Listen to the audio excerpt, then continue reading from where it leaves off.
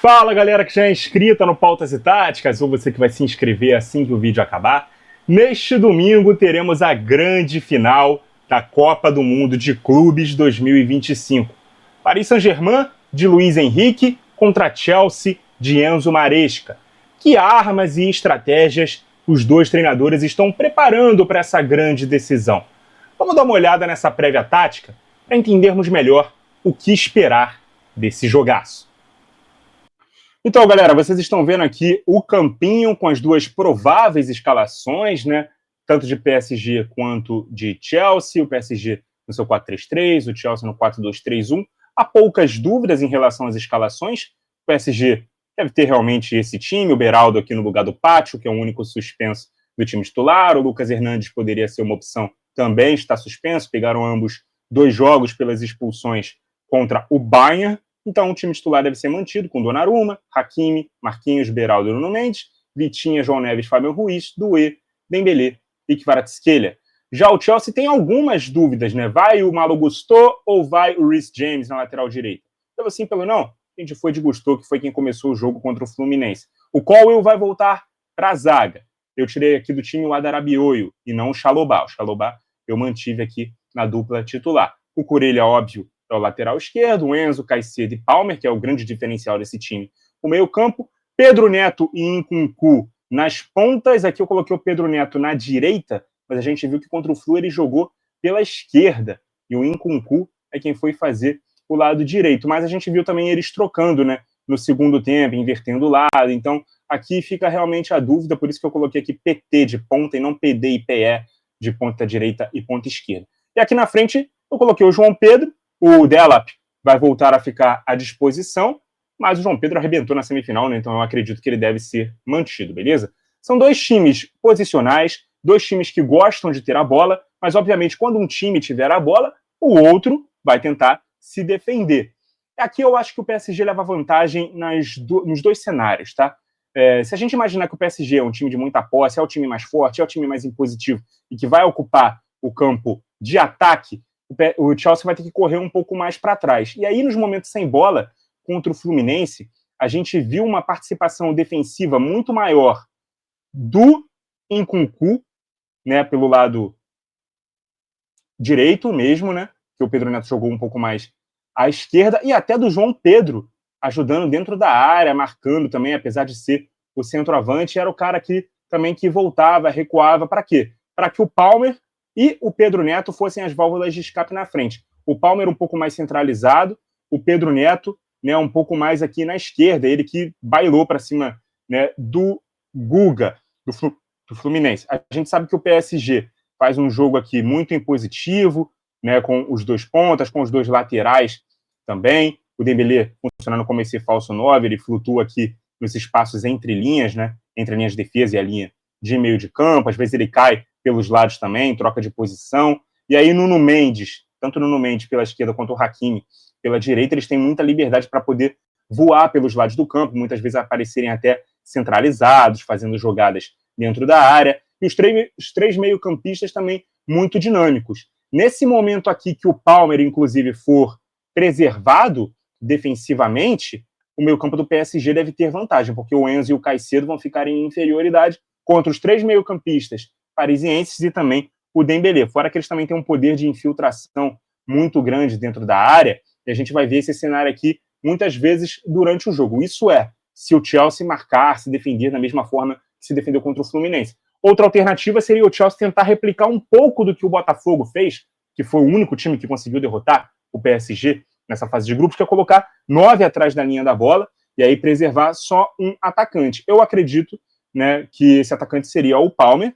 não seria o João Pedro, já que o João Pedro ajuda bastante na defesa, mas ele ficaria aqui nessa posição talvez por trás, né, do Palmer, que seria meio que uma inversão de papéis, e aí seria uma defesa mais estreita, né, com uma linha de 4 protegendo um pouco mais a área, e uma linha de 5 um pouco mais aberta no meio campo, com o João Pedro se enfiando nessa linha de 5, e o Palmer, que é o grande craque do time, o camisa 10, ficando um pouco mais à frente, isso porque o João Pedro ajuda mais na defesa, sempre ressaltando esse ponto de vista, beleza? Agora, se o Chelsea resolver fazer o jogo que ele sempre faz, um jogo mais impositivo, um jogo posicional, um jogo que é um pouco mais corajoso, corre mais riscos, mas também impõe mais riscos ao adversário. Então ele vai fazer aquele jogo em que ele abre os dois pontas, né? Tanto o Pedro Neto quanto o Nkunku, eles ficam bem abertos aqui na amplitude.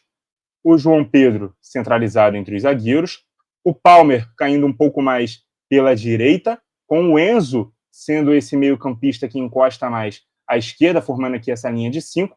E aí a gente vê o Caicedo ganhando a companhia de um dos dois laterais. Ou o Gusto, o que faz com que o Cucurella fique na saída de 3, né? Nessa variação para o 3-2-5. Deixa eu colocar aqui todo mundo logo do PSG dentro do campo de defesa para a gente poder falar um pouco mais disso aqui. Então a gente teria o 3-2-5 aqui do Chelsea, né? Podendo ter o Cucurella entre esses jogadores aqui da primeira linha, fazendo a saída de bola. Ou a gente poderia ter uma inversão, né? O Gusto fazendo essa saída de 3 e o Cucurella mais no meio-campo ao lado do Caicedo. Seja ele quem for, né, esse lateral a fazer o papel de base ou no meio, sempre facilita aqui nessa chamada defesa de descanso com 5 jogadores, né, poder fazer uma recomposição um pouco mais rápida. Ou até para ter um pouco mais de vantagem, o Chelsea poderia manter os dois laterais na primeira linha, porque a pressão no campo de ataque do Paris Saint-Germain, a gente sabe que é muito grande, e colocar 3 jogadores no mano a mano seria muito complicado, né, para a equipe do Chelsea. São 3 jogadores que mordem muito na frente, então colocá-los, né, 3 jogadores aqui na saída de bola contra 3 atacantes seria muito complicado. Ah, mas o Caicedo ficaria um pouco mais isolado aqui na construção, na criação, mas ele também poderia fazer com que tanto o Enzo quanto o Palmer se aproximassem um pouco mais e desse essa igualdade numérica para quem está defendendo, que é sempre pior, né,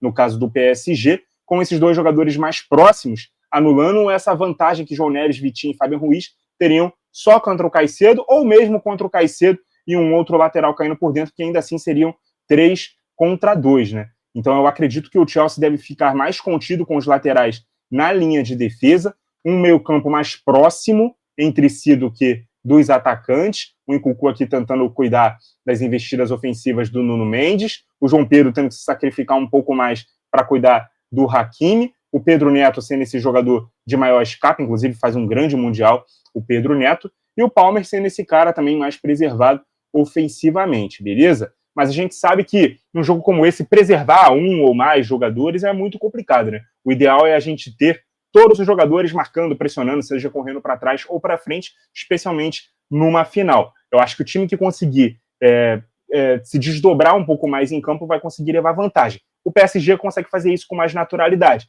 Inclusive, quando ele tem essa situação em que ele precisa marcar mais, é um time muito rápido e muito bom nas transições. Os 3 atacantes são muito rápidos. Inclusive, o Dembélé é um ponta de origem, né? Ele não é um centroavante, então ele já tem essa velocidade como uma marca, né, das suas características. E ainda pode ter esses jogadores aqui, infiltradores, vindo de trás, é um meio-campo que não tem posição fixa. O João Neves é o mais marcador entre eles, mas o Vitinha muitas vezes vem buscar a bola nos pés dos zagueiros, e ainda assim o João Neves também pode aparecer lá dentro da área, coisa que o Fabian Ruiz também faz com muita qualidade. A gente viu, principalmente contra o Real Madrid, ele que marcou 2 gols jogando assim. O Vitinha é mais controlador de jogo, mais passador, mas que também se apresenta para ser uma opção de passe aonde a bola estiver. Então essas são as principais armas aqui do PSG. Se jogar sem bola, ele morde, pressiona, recupera e contra-ataque.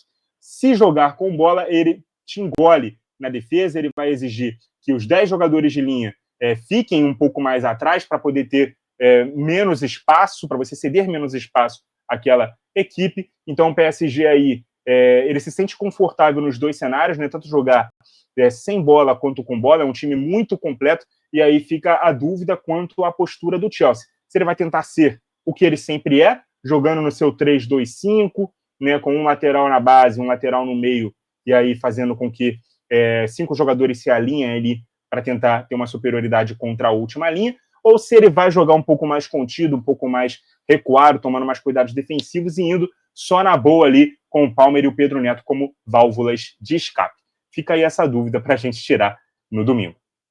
E é isso, galera. Essa é a minha visão de como deve ser a final da Copa do Mundo de Clubes. Favoritismo?